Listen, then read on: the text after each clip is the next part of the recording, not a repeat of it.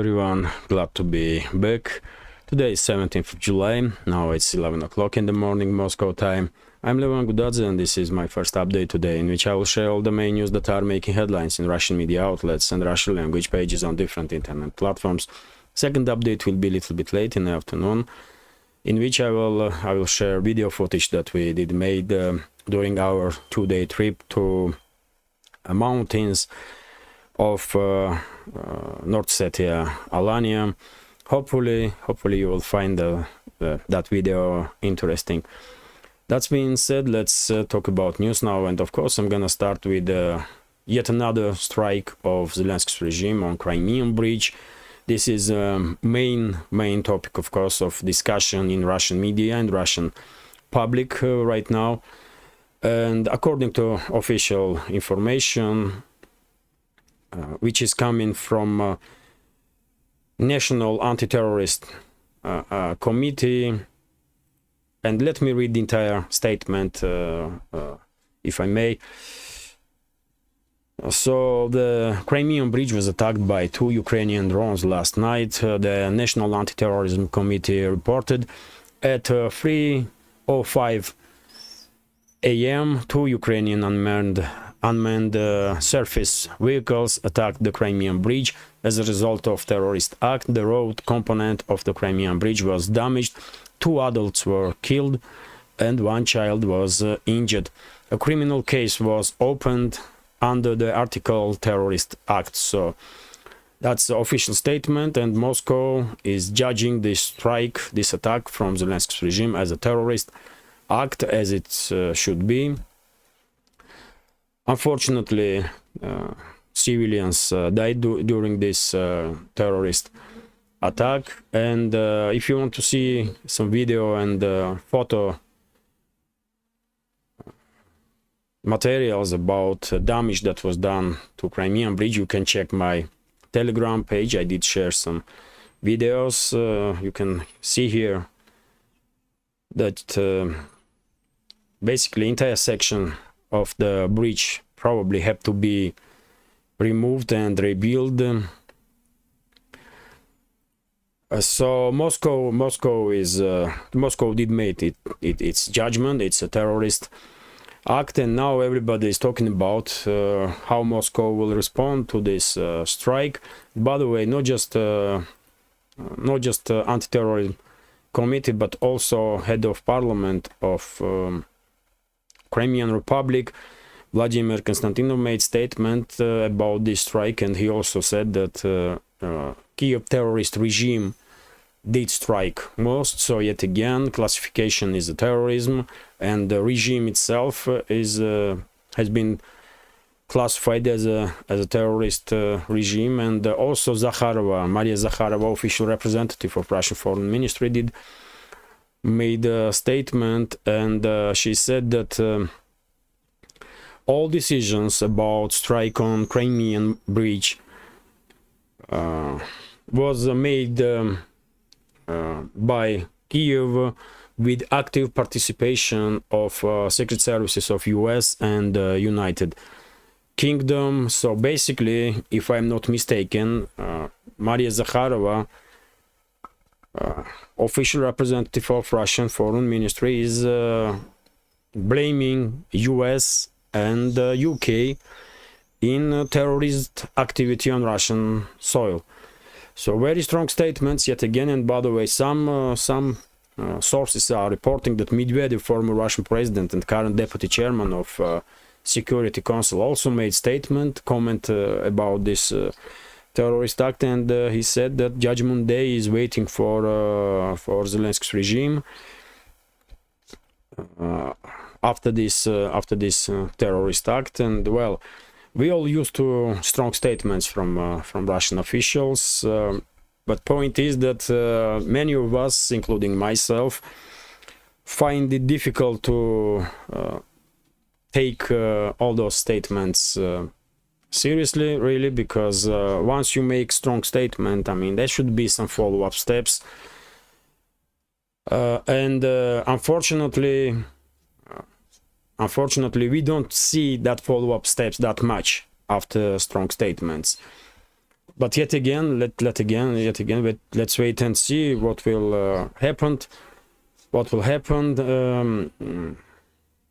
So what else when it comes to this strike? Very interesting point is how Zelensky's regime did manage to strike Crimean Bridge, because from Odessa region, for example, it's quite a distance, or from Nikolaev, for example, it's quite a distance towards Crimean Bridge, and some sources are now reporting that strike was conducted not from the southern side, not from the Black Sea, but from Azov Sea, from the north.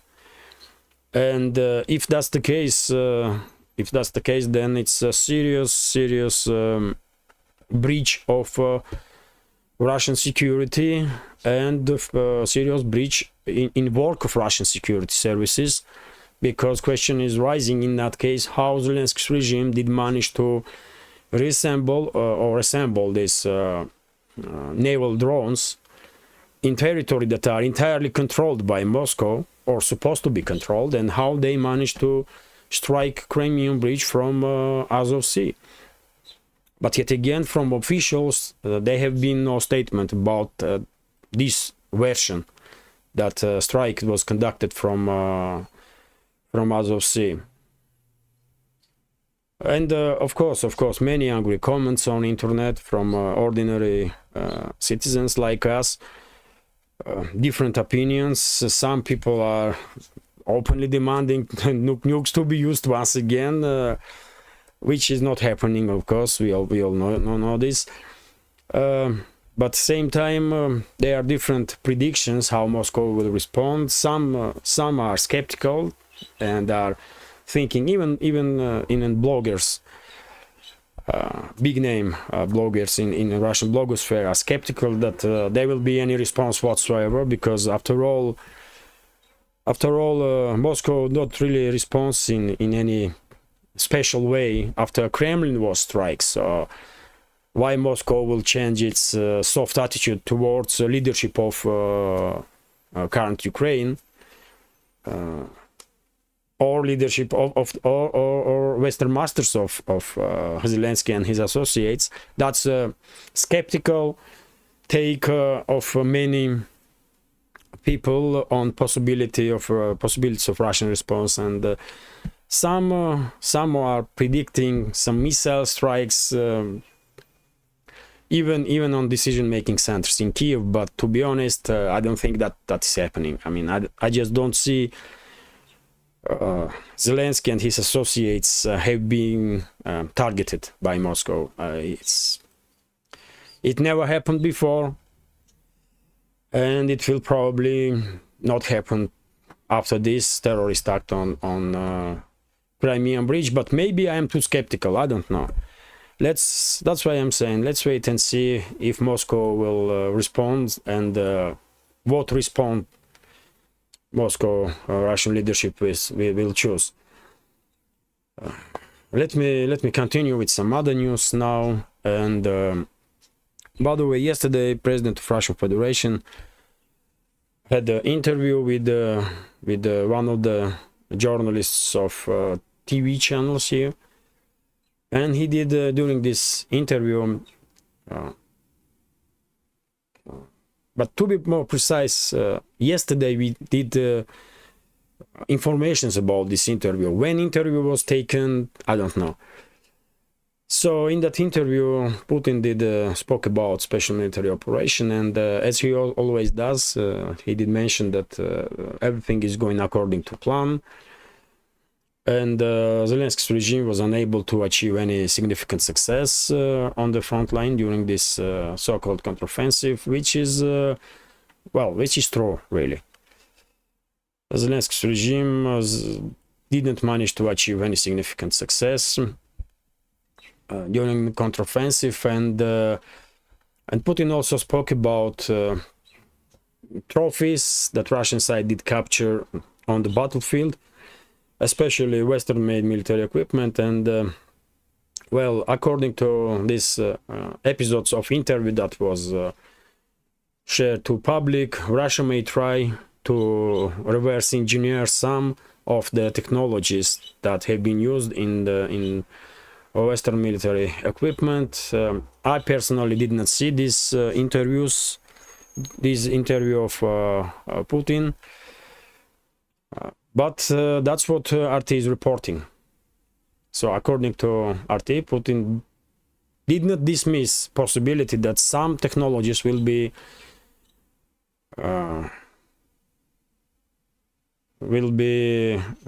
reverse engineered by Russian developers, Russian manufacturers, and will be used to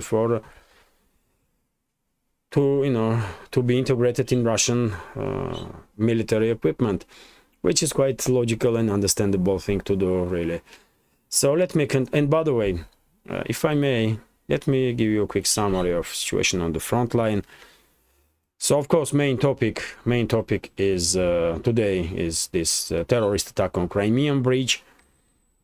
Yesterday there were reports that Zelensky's regime did try to conduct also naval strike on Sevastopol Bay, where Russian Black Sea Fleet has a base. And according to reports that we are seeing, yesterday's attempt of Zelensky's regime to strike with naval drones and aerial drones Crimea, including Sevastopol, did failed. All the drones were destroyed by Russian forces.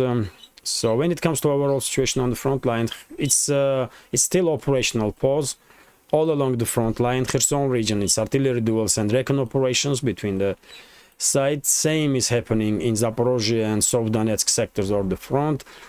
There are many talks about the possibility of second wave of counteroffensive of Zelensky's regime, but at least for now, we don't see significant activization of Ukrainian forces in direction of this blend bridge between mainland Russia and Crimea. Local level skirmishes, local level fighting is taking place constantly, but nothing in the level that will influence overall situation on these sectors of the front. When it comes to Donetsk direction, it's also the similar story. It's mainly operational. Both sides are shelling each other. It's artillery duels, and the three main hot points. It's Marinka, basically, and Avdiivka, that are where sides are on daily basis are trying to improve their positions, but yet again nothing is happening in the level that will influence overall situation on this sector of the front. Then Bakhmut direction. Bakhmut direction is also becoming quite as you know, during the previous weeks there were many attempts from Zelensky's regime to achieve any breakthroughs in direction of Bakhmut or Artyomovsk, but they did fail. Russian side firstly Russian side did stop all the attempts from Zelensky's regime to conduct offensive, and then basically Russian side did take initiative from Ukrainian forces, and now it's Russian forces that are little bit more active than Ukrainian forces on the northern flank of Bakhmut and southern flank of Bakhmut. And what is interesting, some Ukrainian forces, I mean, you can judge to yourself how crazy propaganda is in the West and in Ukraine in particular, because some sources are reporting that they almost established control over the Bakhmut. And some people in Ukraine probably do believe in this madness that Zelensky's regime did re-establish control over the Bakhmut, which is absolute nonsense. But yet again, there is no independent media in Ukraine, and whatever stupid ideas Zelensky's regime want to force over the public, that stupid idea have been translated by the so-called Ukrainian media on daily basis, and well, Ukrainian society may believe just any nonsense at this stage. And when it comes to northern sectors of the front line, as I did reported many times, initiative is in Russian hands here for a long time now, and well, we have more and more indications that Russian side do actively working on preparation of some type of large-scale offensive operations in central and northern sectors of the front line. If we are talking about any success in these sectors of the front, it's the Russian side that has success and improvements when it comes to positions on the front. And yes, for this moment, nothing is happening in the scale that will influence overall situation on the sectors of the front, but step by step, we are closing in towards point when Russian forces will receive green light, and we will see large-scale Russian offensive operations from Seversk, basically from Bakhmut, really, from Bakhmut and Seversk up to Kupiansk and possibly entire Kharkov region. But yet again, let's wait and see. Maybe even Chernigov and Sumy region, but it's too early now to talk in details. But something definitely have been in preparation by my reading of big picture. So this is quick summary of the situation on the front line.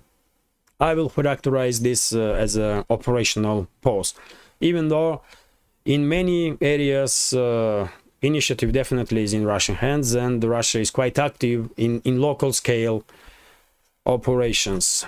So let me continue now with some other news. I did share this information, and well, RIA Novosti is reporting that since the beginning of the so-called Ukrainian counteroffensive, Ukrainian armed forces did lost about a third of their Bradley armored personnel carriers that was delivered to Zelensky's regime from Ukraine. And if that's the case, then we are talking about approximately 30 to 40 Bradley armored personnel carriers, which is well, quite believable, really, because we did see so many video and photo confirmations when these Bradleys were destroyed that well, to me personally, even 30% of overall Bradleys in Ukrainian military is quite low number, because they are burning all day, every day, all along the front lines, these vehicles. And to be honest, I don't really understand why anybody did think that these Bradleys are something special. I mean, they are just ordinary armored personnel carriers, no much better than, let's say, Soviet era BMP-2 or BMP-3. They may be a little bit more modernized, they may provide a little bit better protection, but after all, they are just armored personnel carriers, and they are burning as well as any other military equipment. And like, I don't understand why anybody did think that this German Leopard 2 tanks gonna become some game changers on the front. Why, for God's sake? Leopard 2s, they are okay tanks, but not better than, let's say, Russian T-90M, for example. Russian T-90M is significantly better than Leopard 2 tanks. In every terms, I mean, in armor, in range of fire, just in everything.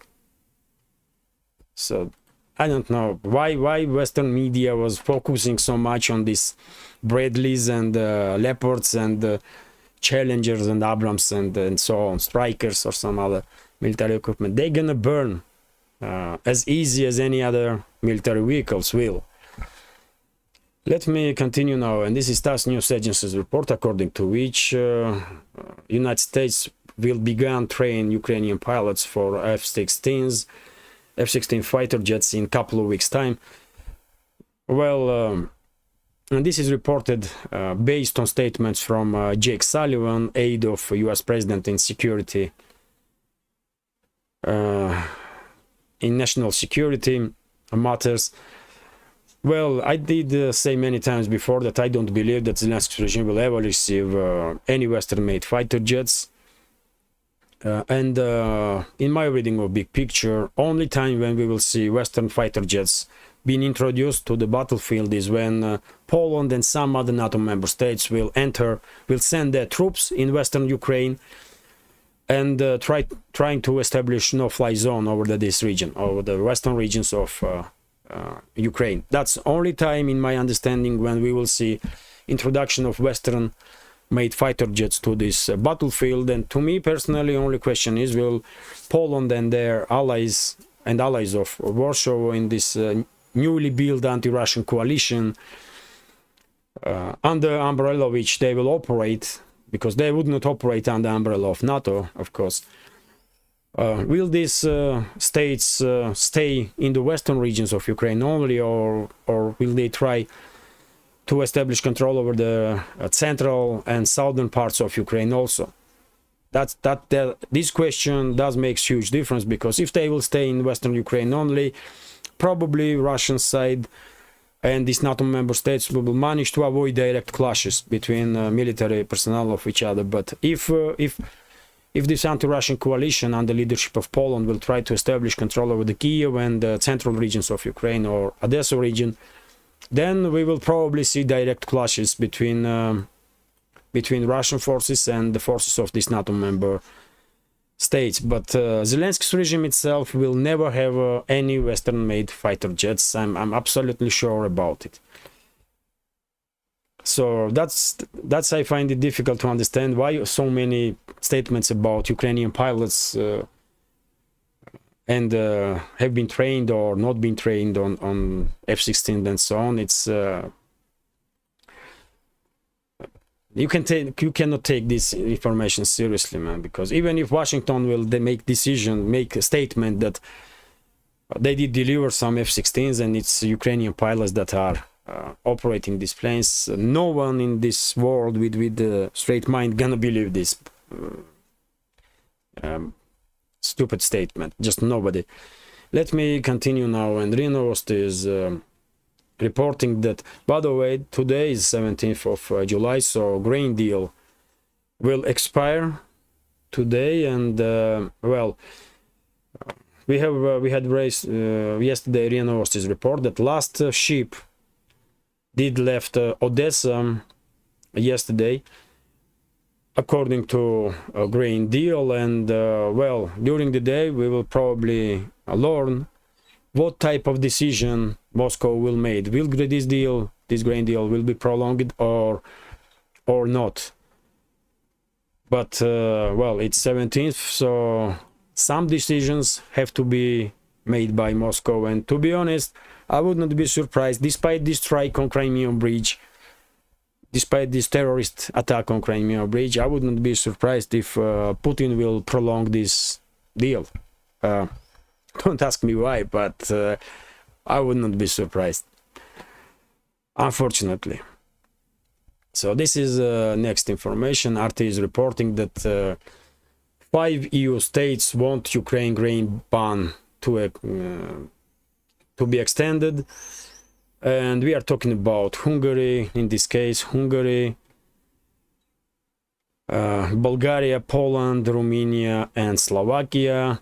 Well, as you know, Eastern European states especially have been damaged significantly. Their agricultural sector and farmers, because of flooding of cheap Ukrainian agricultural products on the European market, especially in the Eastern Europe. And some time ago, these Eastern European states did introduce demand from EU introduction of ban on grain exports from Ukraine to these countries. And well, they may want to extend this ban, but if a grain deal won't be prolonged, then Zelensky's regime will only have one way to export its grain and agricultural produce, which is through Eastern European states. So let's see yet again what type of decision will be made in Moscow in regards to this grain deal. If a deal will be prolonged, which as I said, not gonna surprise me if that's the case, then well, EU farmers gonna be in little bit better position. But if grain deal won't be would not be prolonged, then they are in trouble. Then farmers of Europe definitely will end up in difficult situation, especially in eastern and central parts of European Union. But yet again, it all depends on decision that Moscow will made, and a few more news. This update gonna be quite short, I believe. So yes, and this morning Russian ruble did lose some positions again, and according to TASS news agency, 1 euro now costs 102 rubles, and $1 US dollar 90.77 rubles. I could not say that it's a dramatic fail for ruble, but it's a trend. It's a trend for last quite a few months now that ruble is constantly losing its position in comparison to euro, dollar, and some other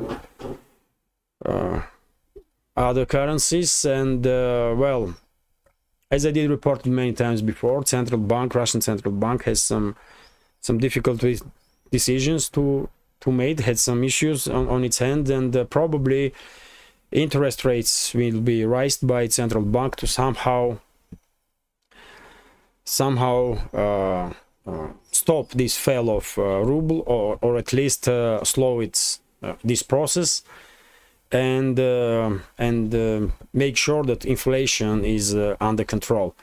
So in foreseeable future, I believe we will see interest rates have been risen in Russia by central bank.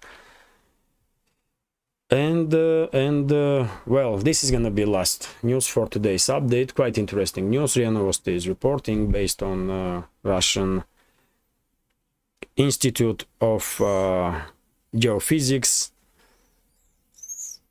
according to which during the previous 24 to 48 hours, massive